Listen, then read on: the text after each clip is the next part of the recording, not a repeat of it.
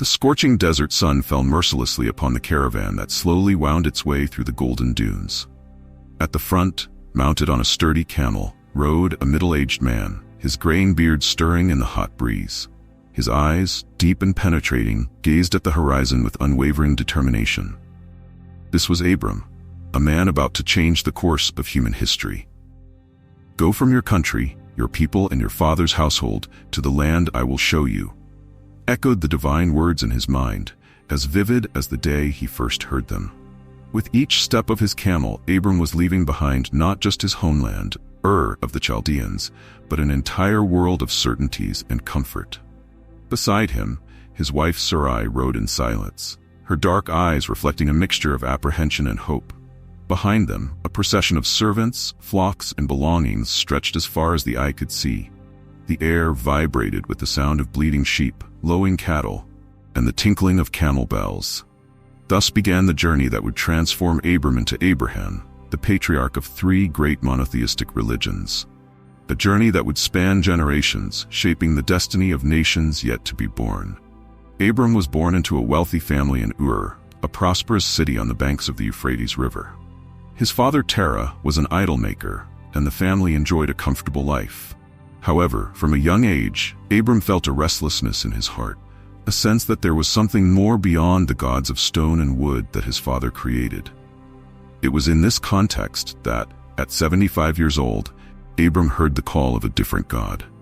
A God who spoke directly to him, who promised to make him a great nation and bless all families of the earth through him. It was an irresistible call, but also terrifying in its magnitude. The decision to leave was not easy. There were tears, heated discussions, and sleepless nights. Sarai, initially skeptical, eventually surrendered to her husband's unwavering conviction. "If this is truly the true God," she said one night, her eyes shining in the starlight, "then we have no choice but to follow him." And so, on a spring morning, Abram's caravan departed from Haran, where they had temporarily settled after leaving Ur. The destination? An unknown land, promised by an invisible God. The journey was arduous. Scorching days alternated with freezing nights in the desert. Sandstorms blinded them, and thirst was a constant companion. But Abram persevered, guided by a faith that grew with each trial overcome. Finally, after months of travel, they arrived in Canaan. Abram built an altar in Shechem, where the Lord appeared to him and said, "To your offspring I will give this land." It was the beginning of the fulfillment of the promise, but also the start of new challenges. Famine forced them to go down to Egypt, where Abram, fearing for his own life, presented Sarai as his sister. This episode nearly cost him his marriage and integrity, but also served as a lesson in trusting the God who had called him. Back in Canaan, now richer due to the Pharaoh's gifts, Abram and his nephew Lot separated due to disputes between their herdsmen. Lot chose the fertile plains of Jordan, leaving Abram with the more arid lands. But it was there, in that seemingly less promising land, that God renewed his promise to Abram. "Lift up your eyes from where you are and look north and south, east and west. All the land that you see I will give to you and your offspring forever," declared the Lord. And Abram, once again, built an altar, sealing his commitment to the God who guided him. Years passed, and the promise of offspring seemed increasingly distant. Sarai, unable to conceive, suggested that Abram have a son through her Egyptian servant, Hagar. Thus Ishmael was born, but he was not the son of the promise. It was then that God appeared again to Abram, now 99 years old, and made a covenant with him. He changed his name to Abraham, which means father of many nations, and Sarai's to Sarah. And he promised that within a year, Sarah would give birth to a son. Abraham laughed in his heart, incredulous. Sarah, upon hearing the news, also laughed openly, but the laughter of disbelief would soon turn into laughter of joy. Exactly 1 year later, against all odds, Sarah gave birth to Isaac. The name, which means laughter, was a living testimony to the initial incredulity and subsequent joy of his parents. Abraham, at 100 years old, had become the father of the promised son. Isaac's childhood was marked by an environment of love and wonder. Sarah, who had longed for a son for so long, devoted herself entirely to raising the boy. Abraham, in turn, saw in Isaac the living confirmation of divine promises. However, family peace was disturbed when Sarah demanded that Abraham send away Hagar and Ishmael. The decision was painful for Abraham, who loved Ishmael, but God assured him that he would take care of the boy and his mother. The severest test of Abraham's faith, however, was yet to come. When Isaac was a young man, God commanded Abraham to offer him as a sacrifice.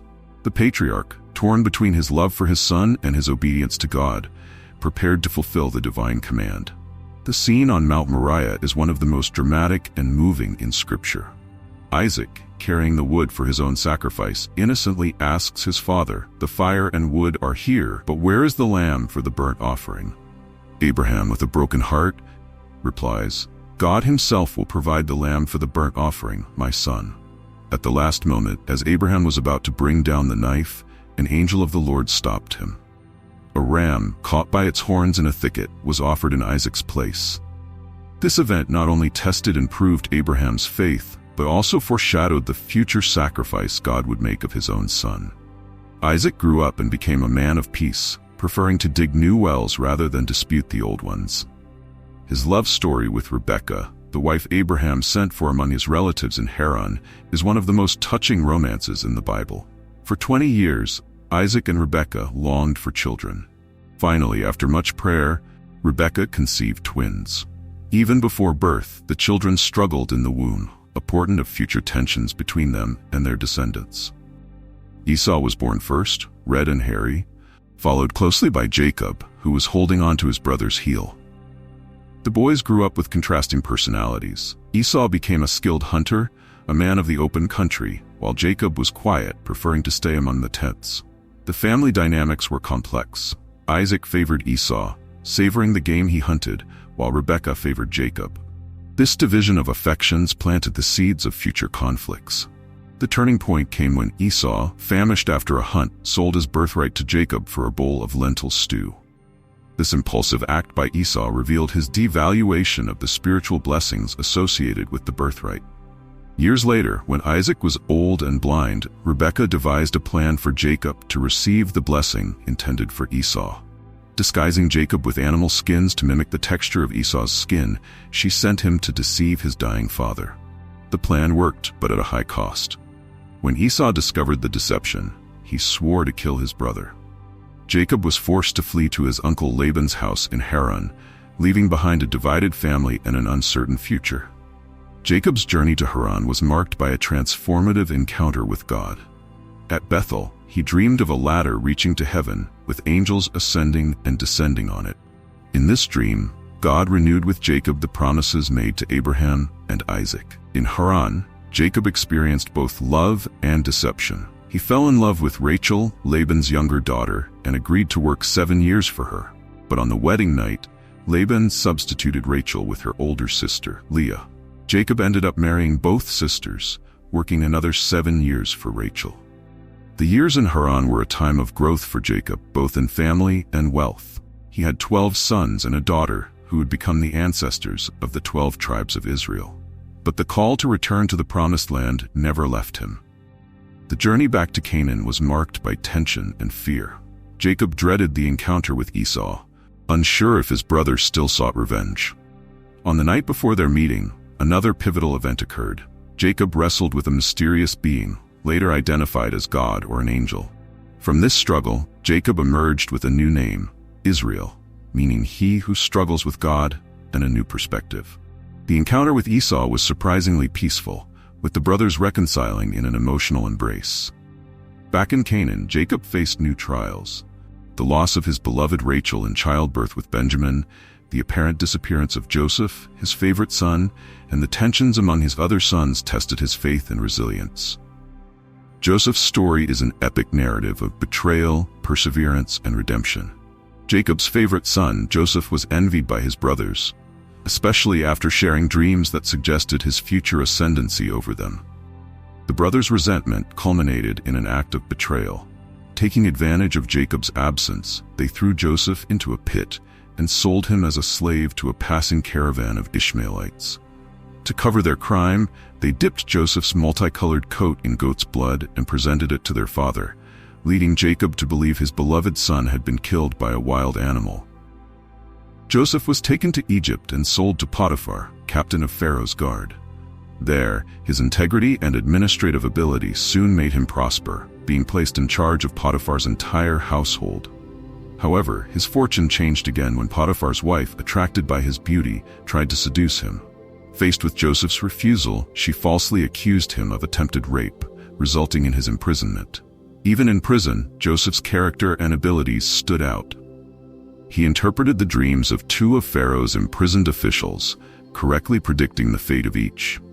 2 years later, when Pharaoh had disturbing dreams that no one could interpret, Joseph was remembered and brought before the monarch. With divine wisdom, Joseph interpreted Pharaoh's dreams as a prediction of 7 years of abundance, followed by 7 years of severe famine.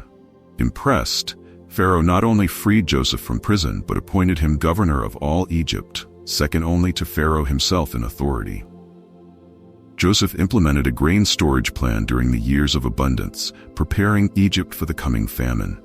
When scarcity hit the region, Egypt was prepared, and Joseph managed the distribution of food, not only to the Egyptians, but to the people of neighboring lands. It was in this context that Joseph's brothers, pressured by famine in Canaan, traveled to Egypt in search of food. Not recognizing Joseph, now dressed as an Egyptian nobleman, they bowed before him, unconsciously fulfilling the dreams they had despised years before. Joseph subjected his brothers to a series of tests, assessing whether they had changed since betraying him. Finally, in an emotionally charged scene, Joseph revealed his identity to his astonished brothers.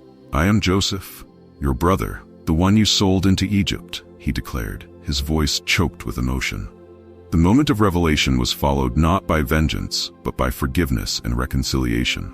Joseph saw God's hand in all the events of his life, even the most painful ones. "You intended to harm me, but God intended it for good," he told his brothers, recognizing how his position in Egypt had saved them from famine. Joseph's reconciliation with his brothers marked the beginning of a new era for Jacob's family. With Pharaoh's blessing, Joseph invited his father and all his family to settle in Egypt, in the fertile region of Goshen. Jacob's journey to Egypt was filled with conflicting emotions. On one hand, there was the indescribable joy of knowing that his beloved son, Joseph, was alive and prosperous. On the other, there was apprehension about leaving the land God had promised to his ancestors. At Beersheba, on the border of Canaan, God appeared to Jacob in a night vision, assuring him, "Do not be afraid to go down to Egypt, for I will make you into a great nation there. I will go down to Egypt with you, and I will surely bring you back again, and Joseph's own hand will close your eyes." Strengthened by this promise, Jacob, now 130 years old, led his family towards Egypt. The caravan was impressive, 70 souls, not counting the wives of Jacob's sons, plus flocks, cattle, and all the possessions accumulated in Canaan. It was the beginning of the fulfillment of the prophecy made to Abraham centuries before, that his descendants would be foreigners in a land that was not theirs. The reunion between Jacob and Joseph was one of the most moving moments in the biblical narrative. Joseph, dressed in the insignia of his high position, ran to meet his father. The sacred text tells us that Joseph threw his arms around his father and wept for a long time. Jacob, emotional, declared, "Now I am ready to die, since I have seen for myself that you are still alive." Joseph, with his political wisdom, instructed his family on how to present themselves to Pharaoh. Knowing that Egyptians despised sheep herders, he advised his brothers to emphasize their experience with cattle, which would guarantee them the right to settle in Goshen, a fertile region relatively isolated from the heart of Egypt. The strategy worked perfectly. Pharaoh not only granted Goshen to the Israelites, but also offered the most skilled among them positions of responsibility over his own royal herds. Thus, the children of Israel settled in Egypt, enjoying the protection and favor of both Pharaoh and Joseph. In the years that followed, Jacob's family prospered and multiplied rapidly. The contrast between their current situation and the days of famine and uncertainty in Canaan could not have been more striking. Goshen became an oasis of abundance and growth for the Israelites. Jacob lived in Egypt for 17 years, seeing his grandchildren and great-grandchildren grow and multiply. When he felt his end was near, he called Joseph and made him swear that he would not bury him in Egypt, but would take his body back to Canaan, to be buried with his fathers in the cave of Machpelah. In his last days, Jacob gathered all his sons and blessed them, prophesying about the future of each one and their tribes. The most significant blessing was reserved for Judah, from whose lineage, he prophesied, the future Messiah would come. The scepter will not depart from Judah, nor the ruler's staff from between his feet, until he to whom it belongs shall come, and the obedience of the nations shall be his. After Jacob's death, Joseph, faithful to his promise, organized a grand funeral procession to take his father's body back to Canaan. The caravan included not only Joseph's family, but also officials from Pharaoh's court and a military detachment, demonstrating the respect and honor with which Jacob was viewed in Egypt. With Jacob's departure, Joseph's brothers feared that he might finally seek revenge for the wrongs they had done to him in the past. But Joseph, with tears in his eyes, reaffirmed his forgiveness. "You intended to harm me, but God intended it for good to accomplish what is now being done, the saving of many lives." Joseph lived to be 110 years old, seeing the third generation of his descendants. Before he died, he made his brothers swear that when God visited them and led them back to the promised land, they would carry his bones with them. This promise would be fulfilled centuries later, during the Exodus led by Moses. With Joseph's death, the era of the patriarchs came to an end. The children of Israel were now a numerous people, living as foreigners in a land that was not their own. The promises made to Abraham were in the process of fulfillment. His descendants were numerous and were about to become a great nation. However, the future held challenges. The prophetic words spoken to Abraham echoed through time.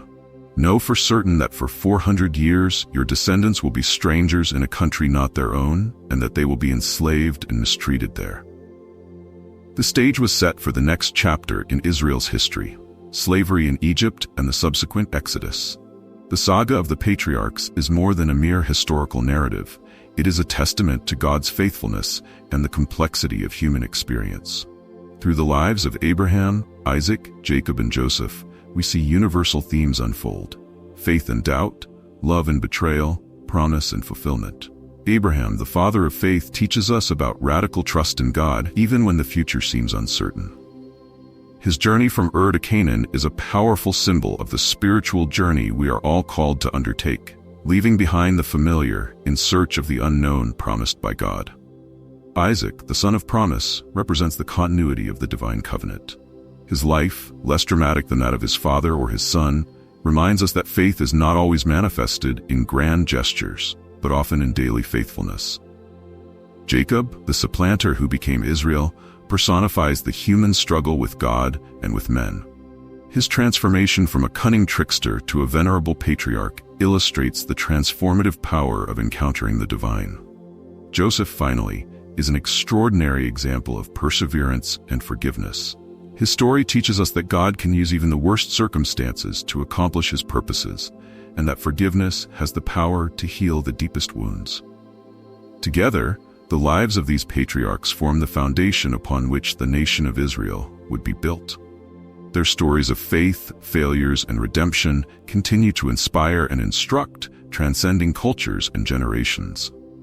As Jacob's descendants multiplied in Egypt, the promises made to Abraham were being fulfilled in ways he could never have imagined. The small family that had departed from Ur of the Chaldeans had transformed into a numerous people, ready for the next stage of their journey: becoming a nation. The stage was now set for the drama of the Exodus, where God would once again intervene powerfully in history, fulfilling his promise to make Israel a great nation and lead them back to the land promised to Abraham, Isaac, and Jacob. The lives of the patriarchs remind us that the history of redemption is a complex tapestry, woven through generations, where each thread, each life, each choice contributes to a larger design that often can only be seen in retrospect. It's a story of a God who works through imperfect people to accomplish his perfect purposes, a narrative that continues to unfold to this day. Through the lives of Abraham, Isaac, Jacob, and Joseph, we've seen how God works in human history, fulfilling his promises even when all seems lost. We've seen imperfect men being used by a perfect God to accomplish his eternal purposes. this story doesn't end here. In fact, it continues to this day. Just like the Israelites in Egypt, we often find ourselves in situations that seem hopeless. But the God of Abraham, Isaac, and Jacob is still in control, working behind the scenes to fulfill his purposes in our lives. The question that remains is, how does this ancient story connect with your life today? What lessons can we draw from the patriarchs for our faith journey in the 21st century? If this story has touched your heart and sparked your curiosity, don't stop here. We have much more to share with you. Give this video a like if you felt inspired by the journey of the patriarchs. Your like helps us reach more people with these powerful stories. Click the follow button so you don't miss any of our upcoming videos. We have a lot more incredible content planned for you. Share this video with friends and family. Who knows how many lives can be impacted by these ancient but ever-relevant stories of faith. And don't forget to watch the video that's appearing on your screen now. It delves into fascinating aspects, and I'm sure you'll love it. Remember, just as God had a plan for Abraham, Isaac, Jacob, and Joseph, he has a plan for you too. Stay with us on this journey of discovery and faith. Until the next video, and may the God of the patriarchs be with you. Amen.